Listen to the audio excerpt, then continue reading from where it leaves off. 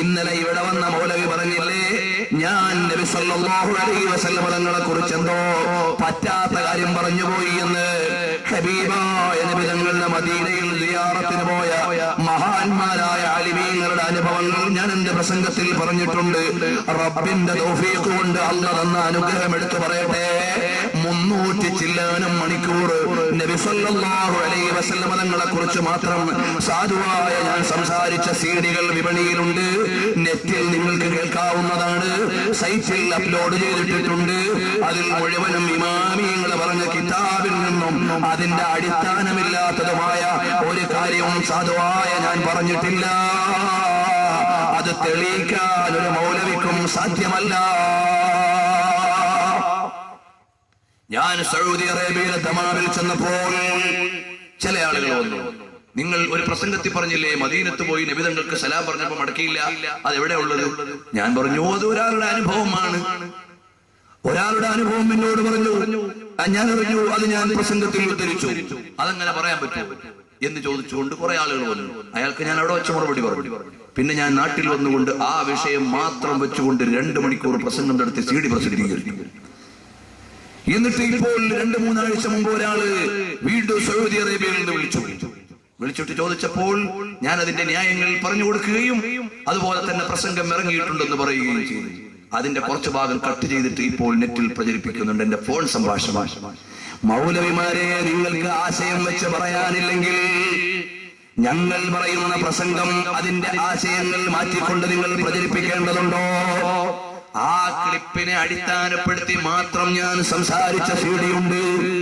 നബിതങ്ങളുടെ മദീനത്ത് പോയി സലാം പറഞ്ഞപ്പോൾ സലാം മടക്കാതിരുന്ന സാഹചര്യങ്ങളും പിന്നീട് മടക്കിയ സാഹചര്യങ്ങളും ഒക്കെ പറയുകയും അതിന് തെളിവായി മുഹമ്മദ് ബിൻ അബ്ദുൽ വഹാബ് എന്ന മുജാഹിദ് പ്രസ്ഥാനത്തിന്റെ നേതാവിന്റെ കിതാബ് ഉദ്ധരിച്ചുകൊണ്ട് തന്നെ ഞാൻ വിശദീകരിച്ചിട്ടുണ്ട് കേട്ടോ. നിങ്ങളുടെ തുറുപ്പ് ചീട്ടുകൾ കൊണ്ട് ഞങ്ങളുടെ പ്രസംഗം അവസാനിപ്പിക്കാൻ സാധ്യമല്ല. ഞങ്ങൾ ഇവിടെ ഇറങ്ങിയത് റസൂലുള്ളാഹിന്റെ മദ്ഹ് പറയാനാണ്. റബ്ബ് ആയുസ് തരുന്ന കാലം വരെ ഹബീബിന്റെ മദ്ഹ് പറഞ്ഞ് ഞങ്ങൾ ജീവിക്കും. അവസാനം ഞങ്ങൾ മരിക്കുന്ന സമയത്ത് വദന്നൽ ഖല്ലഹിബ മുഹമ്മദൻ വഹിസ്ബ, മദീനയുടെ മലർവാടിയിലിരുന്ന ലോകഗുരുവിന്റെ സന്നിധാനത്തിൽ അല്ലാഹുവിന്റെ റസൂലിന്റെ സവിധം അനുഭവിച്ച മഹാനായ ബിലാൽ ഇബ്നു റബാഹ റളിയല്ലാഹു അൻഹു വഫാത്താകുന്നതിന്റെ തലേന്ന് പറഞ്ഞതെന്താ? വദന്നൽ ഖല്ലഹിബ മുഹമ്മദൻ വഹിസ്ബ. നാളെ എനിക്ക് പെരുന്നാളാണ്, എന്റെ കൂട്ടുകാരോടുള്ള സമ്മേളനമാണ്, എന്റെ ഇഷ്ട കൂട്ടുകാരന്റെ അടുക്കലേക്ക് പോവുകയാ. എന്താ കാരണം? നാളെ ഞാൻ പോകാനുള്ള കാരണം എന്റെ മരണം ഞാൻ എന്റെ ഹബീബിലേക്ക് ചേരുകയാണ്. ആരാ പറയണത്? ബിലാലുൽ മുഅദ്ദിനാണ്. ആധികാരികമായി ബാങ്കിന്റെ അമരധ്വനി കൊണ്ട് മക്കയുടെയും മദീനയുടെയും അന്തരീക്ഷങ്ങളെ പ്രകമ്പനം കൊള്ളിച്ചുകൊണ്ട് അടിമത്വത്തിന്റെ കൂച്ചുവിലങ്ങളെ അറബിക്കടലിലേക്ക് വലിച്ചെറിഞ്ഞിട്ട് സ്വാതന്ത്ര്യത്തിന്റെ ഊഷരഭൂമിയിലേക്ക് ലോകമാനവികതയെ മാടി വിളിച്ച ലോക നേതാവിന്റെ കൂട്ടുകാരൻ സയ്യിദുനാ ബിലാൽ റളിയല്ലാഹു അൻഹു തിരുകൊളുത്തിയ പ്രണയത്തിന്റെ അനുയായികളാ ഞങ്ങൾ. ഞങ്ങൾക്ക് റബീഉൽ അവ്വൽ വരുമ്പോ ഞങ്ങളുടെ നേതാവിന്റെ മാസമാണ്. നിങ്ങൾക്ക് ആ നേതാവിനോട് ബന്ധമില്ലെങ്കിൽ മാറി നിൽക്കാം, പക്ഷേ ആ നേതാവിനെ ആക്ഷേപിക്കാൻ അനുവദിക്കൂല. നിങ്ങൾക്ക് വേണ്ടെങ്കിൽ മാറി നിൽക്കാം, പക്ഷേ ഞങ്ങളുടെ ഹബീബിനെ കുറ്റം പറയാൻ ഞങ്ങൾ സമ്മതിക്കൂല. കാരണം എന്താ? ഹുദൈബിയ സന്ധിയുടെ സമയത്ത്, ശത്രുക്കളുമായി ഉടമ്പടി ചെയ്യുന്ന സമയത്ത് ശത്രുക്കളിൽപ്പെട്ട ഒരാൾ അല്ലാഹുവിന്റെ റസൂലിന്റെ നേരെ ഇങ്ങനെ വിരൽ ചൂണ്ടിയിട്ട് സംസാരിച്ചു. അലി ഇബ്നു അബീ ത്വാലിബ് റളിയല്ലാഹു അൻഹു പറഞ്ഞു, നീ ന്യായം പറയുന്നതൊക്കെ കൊള്ളാം, പക്ഷേ എന്റെ നേതാവിന്റെ നേരെ ഇനി കൈ ചൂണ്ടിയ കൈ ഉണ്ടാവില്ല. ആര് പറഞ്ഞു? അലി റളിയല്ലാഹു അൻഹു പറഞ്ഞു.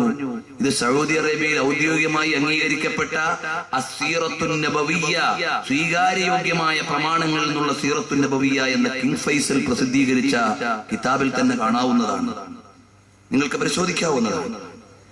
അപ്പോൾ നബി സല്ലല്ലാഹു അലൈഹി വആലിഹി വസഹബിഹി വസല്ലം തങ്ങളെ നിങ്ങൾക്ക് വേണ്ടെങ്കിൽ മാറി നിൽക്കാം, പക്ഷേ ഞങ്ങളുടെ ഇമാമിയങ്ങൾ മനസ്സിലാക്കിയത് എങ്ങനെയാണ്?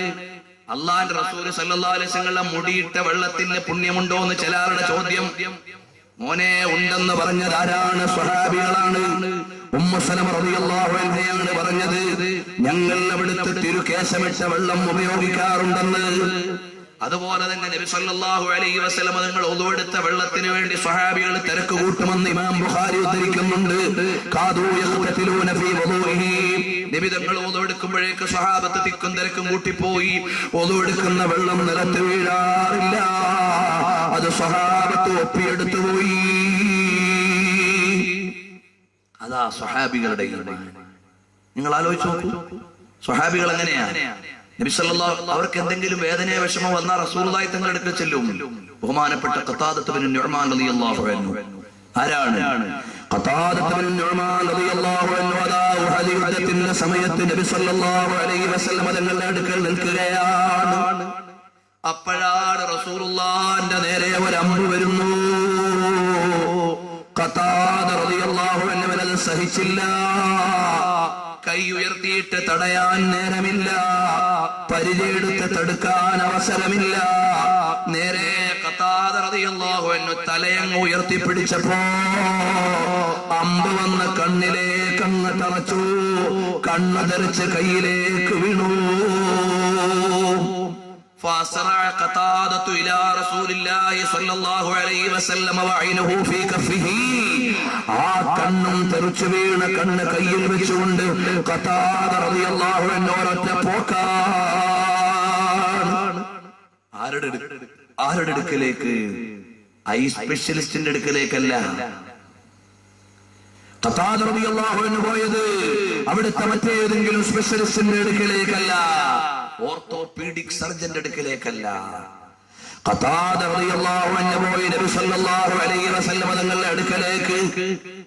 കണ്ണ് തെറിച്ച് കയ്യിൽ വീഴുന്നത് വരെ ഹബീബിന് കാവൽ നിന്ന് ഖതാദയെ കണ്ടപ്പോ അല്ലാഹുവിന്റെ റസൂൽ പറഞ്ഞു, അല്ലാഹ് ഇന്ന ഖതാദത ഖദ ഔലഹ നബിയക ബിവജ്ഹിഹി അല്ലാഹുമ്മ ജഅൽ ഐനഹു വഹദ്ദഹുമാ നദറാ. അല്ലാഹുവേ, എന്റെ പ്രിയപ്പെട്ട ഖതാദ എനിക്ക് സെക്യൂരിറ്റി നിന്നിട്ട് കണ്ണ് പരിക്ക് വാങ്ങിയ മഹാനാണ്. ആ കണ്ണ് നീ നന്നാക്കണേ അല്ലാഹ്. ബഹുമാനപ്പെട്ട നബി സല്ലല്ലാഹു അലൈഹി വസല്ലം തങ്ങൾ ആ കണ്ണെടുത്ത് ഖതാദ റളിയല്ലാഹു അൻഹുവിനെ പൂർവ്വസ്ഥാനത്ത് വെച്ചു കൊടുത്തു. فوضع النبي صلى الله عليه وسلم عين قتادة مكانه فكان كذلك. ആ കണ്ണെടുത്ത് വെച്ചു കൊടുത്തു. ഖതാദത്ത് ബിൻ നുഅ്മാൻ റളിയല്ലാഹു അൻഹു പറയാണ്, പിന്നീട് എനിക്ക് മറ്റേ കണ്ണിന് ചെങ്കണ്ണ് രോഗം ബാധിച്ചപ്പോഴും എന്റെ ഹബീബ് വെച്ച് തന്ന കണ്ണിനതില്ല. ഇമാം അബൂ ഹനീഫ തങ്ങളും അവിടുത്തെ ബൈത്തിൽ പറഞ്ഞിട്ടുണ്ട്, ഇമാമിയങ്ങൾ ഉദ്ധരിച്ചിട്ടുണ്ട്. അല്ലാഹുവിന്റെ ഹബീബ് മുഹമ്മദുർ റസൂലുള്ളാഹി സ്വല്ലല്ലാഹു അലൈഹി വസല്ലം തങ്ങളുടെ ബറക്കത്താണ് മോനെ. അപ്പൊ ചോദിക്കുക, ആ നബി തങ്ങളുടെ തലക്കല്ലേ മുറിവ് പറ്റിയത്? അത് യുക്തിവാദമാണ്. ചില ആളുകൾ ചോദിക്കും, ഖാലിദ് ബിൻ വലീദ് റളിയല്ലാഹു അൻഹു എല്ലാ യുദ്ധത്തിലും ജയിക്കാൻ വേണ്ടിയിട്ട് തലയിലും തൊപ്പിയിൽ നബി സല്ലല്ലാഹു അലൈഹി വസല്ലം ഒരു മുടി വെച്ചിരുന്നു, ഒരു രോമം. ബഹുമാനപ്പെട്ടവർ അതുകൊണ്ട് വിജയിച്ചു. ഒരു യുദ്ധത്തിന് പ്രധാനങ്ങൾ ഓടിപ്പോവാ. അപ്പോ യുദ്ധത്തിൽ നിന്ന് തിരിച്ചിട്ട് പോകുന്നു തൊപ്പി അന്വേഷിച്ചു. എന്തിനാണ് ഖാലിദ് ബിൻ വലീദ് സൈഫും മിൻ സുയൂഫില്ലാഹ്, അല്ലാഹുവിന്റെ പടവാൾ അങ്ങോട്ട് പോവാ, അതിന്റെ തൊപ്പി വീണുപോയി. തൊപ്പിയോ? അതേ, അത് സാധാരണ തൊപ്പിയല്ല. നബി സല്ലല്ലാഹു അലൈഹി വസല്ലം തങ്ങളുടെ ശഅർ മുബാറക്കുള്ള തൊപ്പിയാണ്. അതുകൊണ്ട് എനിക്ക് വിജയം വരിക്കണം, അതിനുവേണ്ടിയാണ്. ചില ആളുകൾ ചോദിക്കും, നബി തങ്ങളുടെ ശഅർ മുബാറക്കിന് പുണ്യമുണ്ടോ? മോനെ, ഇബ്നു കസീർ മറിക്കൂ, 7-ാം വാള്യം. അതിൽ കാണാം മുആവിയ ഇബ്നു അബീ സുഫിയാൻ. ആരാണ്? സ്വഹാബിയാണ് മുആവിയ റളിയല്ലാഹു അൻഹു. ആ മുആവിയ റളിയല്ലാഹു അൻഹു വസിയ്യത്ത് ചെയ്തു, ഞാൻ മരിച്ചാൽ നബി തങ്ങളുടെ ഒരു കുപ്പായം ആയിഷ ഉമ്മ ബീവിയുടെ കയ്യിൽ നിന്ന് കിട്ടിയിട്ടുണ്ട്, അതെന്റെ ജനാസയിൽ പുതപ്പിക്കണം. നബി തങ്ങളുടെ രോമം എന്റെ കയ്യിലുണ്ട്, ശഅർ മുബാറക്ക്, അതെന്റെ ജനാസയിൽ വെക്കണം. നബി തങ്ങളുടെ നഖം മുറിച്ചതുണ്ട്, അതും എന്റെ പഞ്ഞി വെക്കുന്ന സ്ഥലത്തൊക്കെ വെക്കണം. ആരാ പറഞ്ഞ?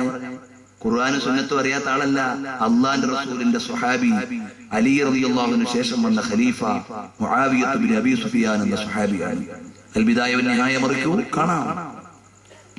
പുണ്യമുണ്ടെന്ന് പറഞ്ഞത് സ്വഹാബിയാണ്. 10 കൊല്ലം നബിതങ്ങൾക്ക് ഖിദ്മത്തെടുത്ത മഹാനാണ് അനസ് ഇബ്നു മാലിക് റളിയല്ലാഹു അൻഹു. മഹാനവറുകൾ പറയാണ്, ഖദംതു റസൂലുള്ളാഹി സ്വല്ലല്ലാഹു അലൈഹി വസല്ലം 10 സനവാത്തിൻ മാ ഖാല ലി ഷൈഇൻ ഫഅൽതു ലിമ ഫഅൽത. 10 കൊല്ലം ഞാൻ നബിതങ്ങൾക്ക് സേവനം ചെയ്തിട്ട് എന്തേ ഒരു കാര്യം ചെയ്തിട്ട് ചെയ്യാത്തതെന്ന് ചോദിച്ചിട്ടില്ല, ചെയ്യാനിട്ട് ചെയ്യാതിരുന്നതെന്ന് ചോദിച്ചിട്ടില്ല, ചെയ്തിട്ട് ചെയ്തതെന്ന് ചോദിച്ചിട്ടില്ല. അത്രയും നല്ല സ്വഭാവത്തിന്റെ ഉടമയാണെന്ന് നബിതങ്ങളെ കുറിച്ച് പറഞ്ഞ 10 കൊല്ലം കൂടെ സേവനം ചെയ്ത അനസ് ഇബ്നു മാലിക് റളിയല്ലാഹു അൻഹുവിന്റെ കയ്യിൽ നബിതങ്ങളുടെ ചെറിയൊരു വടിയുണ്ട്, ഹബീബിന്റെ ഒരു മുടിയുണ്ട്. അനസ് റളിയല്ലാഹു അൻഹു പറഞ്ഞു, ഇതൊന്നും എനിക്ക് വേണ്ടാന്ന്. അനസ് റളിയല്ലാഹു അൻഹു പറഞ്ഞു, ഞാൻ മരിച്ചാൽ ആ ഷഅർ മുബാറക്കിന്റെ നാവിന്റെ അടിയിൽ വെച്ചിട്ട് എന്നെ ഖബറടക്കണം. നബി സല്ലല്ലാഹു അലൈഹി വസല്ലം ഉപയോഗിച്ച ആ വടിയോ എന്റെ ജനാസയുടെ ചാരത്ത് വെക്കണം. എന്നിട്ട് അനസ് റളിയല്ലാഹു അൻഹു പറയാണ്, നാളെ ഞാൻ മഹ്ശറിൽ വരുമ്പോ ഞാൻ റസൂലുള്ളാഹിന്റെ അടുക്കലേക്ക് ഓടി വന്നിട്ട് പറയും, നബിയേ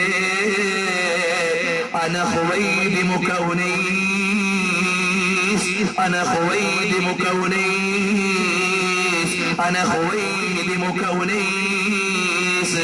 ഞാൻ തങ്ങളുടെ കൊച്ചു സേവകനായ കുഞ്ഞനസാണ് നബിയേ എന്ന് പറഞ്ഞിട്ട് ഞാൻ വരുമെന്ന് അനസ് റളിയല്ലാഹു അൻഹു പറയുന്നുണ്ട്. അപ്പൊ ഈ ഷഅർ മുബാറക്ക് നാവിന്റെ അടി വെക്കണമെന്നുള്ള റിപ്പോർട്ട് ആരാ റിപ്പോർട്ട് ചെയ്തേ? ഇമാം ബുഖാരി. നോക്കൂ നിങ്ങൾ. എന്നിട്ട് നബി സല്ലല്ലാഹു അലൈഹി വസല്ലം തങ്ങളുടെ മഹത്വം അത് മനസ്സിലാക്കാൻ പറ്റാത്ത ആളുകൾ ഇന്ന് അതിനെ ആക്ഷേപിക്കുന്നു. എന്നിട്ട് മഹാന്മാരായ പണ്ഡിതന്മാരെ തെറി വിളിക്കുന്നു. റബീഉൽ അവ്വൽ മാസമാകുമ്പോ നബിതങ്ങളുടെ മഹത്വം പറയേണ്ട മാസത്തിൽ ഇതിനൊക്കെ മറുപടി പറയേണ്ടി വരുന്നത് വല്ലാത്തൊരു ദുരന്തമാണ്, വല്ലാത്തൊരു കഷ്ടമാണ്. ഇവിടെ പറഞ്ഞ വാക്കുകളൊന്നും നമുക്ക് സഹിക്കാൻ പറ്റുന്നതല്ല. അതൊക്കെ റബീഉൽ അവ്വൽ നബിതങ്ങളെ ആക്ഷേപിക്കുന്ന വാക്കുകൾ മുസ്ലിം എന്ന് പറയുന്നവരുടെ നാവ് കൊണ്ട് തന്നെ കേൾപ്പിക്കേണ്ടി വരുന്നത് ഖിയാമത്ത് നാളിന്റെ അടയാളമല്ലേ? എന്റെ ഈമാനുള്ള ഉമ്മമാരെ, ഈമാനുള്ള പെങ്ങന്മാരെ, ഈമാനുള്ള ജ്യേഷ്ഠന്മാരെ, നബി സല്ലല്ലാഹു അലൈഹി വസല്ലം തങ്ങളുടെ മഹബത്ത് വെച്ചോ, എന്നിട്ട് റസൂലുള്ളാഹി തങ്ങളുടെ സുന്നത്ത് അനുസരിച്ച് ജീവിച്ചോ. റസൂലുള്ളാഹി തങ്ങളുടെ സുന്നത്തൊക്കെ കൊന്നാലോ ദീൻ അങ്ങ് വലിച്ചു. ചില ആളുകള് വെള്ളിയാഴ്ചത്തെ ഖുത്ബ എന്തിനാ? തഖ്വ കൊണ്ട് വസിയ്യത്ത് ചെയ്യാൻ. തഖ്വ എന്തിനാ? ആഖിറം കിട്ടാൻ. അപ്പൊ ഈ ഖുത്ബ എങ്ങനെയെങ്കിലും ഒന്ന് പൊളിക്കണമല്ലോ. ഖുത്ബ വേണ്ട എന്ന് പറഞ്ഞാൽ എല്ലാവരും ഇളകിപ്പോകും. അതുകൊണ്ട് ഖുത്ബയിലെ ഓരോരോ സുന്നത്ത് ഇങ്ങനെ കൊല്ലുക, ഭാഷ മാറ്റി, വേഷം മാറ്റി, തലം മാറ്റി. ഇനി പെണ്ണുങ്ങളും കൂടെ ഖുത്ബ പോകുന്ന കാലം വരും. ആമിന വധൂദ് അങ്ങനെ ആവശ്യപ്പെട്ടത് വേണ്ട. അപ്പൊ എന്തായി? ഖുത്ബ മരിച്ചുപോയി. ഖത്തീബ് എങ്ങനെ വരണം?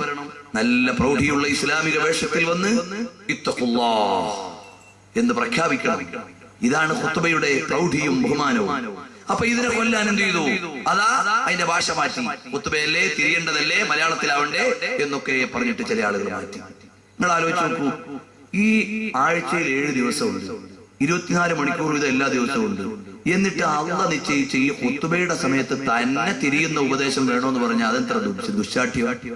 ആ 5 മിനിറ്റ് തന്നെ ഞങ്ങൾക്ക് വഴുതു കേൾക്കണം. അതിന് മുമ്പോ അതിന് ശേഷമോ ഒക്കെ പറ്റിക്കൂടാ, ഞങ്ങൾക്ക് ആ സമയത്ത് തന്നെ കേൾക്കണം എന്ന് പറഞ്ഞിട്ട് മിമ്പറുകൾ രാഷ്ട്രീയം പ്രസംഗിക്കുന്ന വേദികളാക്കി കളഞ്ഞു. തിരുവനന്തപുരത്തൊക്കെ മലയാളത്തിൽ ഖുത്ബ നടക്കുന്ന പള്ളികളിൽ തനി രാഷ്ട്രീയ പറയുന്നു. ഒരു വെള്ളിയാഴ്ച പറഞ്ഞതായി ഞാൻ അറിഞ്ഞത് രാംദേവിനെ കുറിച്ച്. ഇത്തഖുല്ലാഹ് എന്ന് ജനങ്ങൾക്ക് പറഞ്ഞു കൊടുക്കേണ്ട സമയത്ത് അങ്ങനെയൊക്കെ രാഷ്ട്രീയ പ്രസംഗങ്ങളായി മാറി. ആരാണത് നഷ്ടപ്പെടുത്തിയത്? സാക്ഷാൽ ഇസ്ലാമിന്റെ വിരോധികളെന്ന് വിളിക്കേണ്ട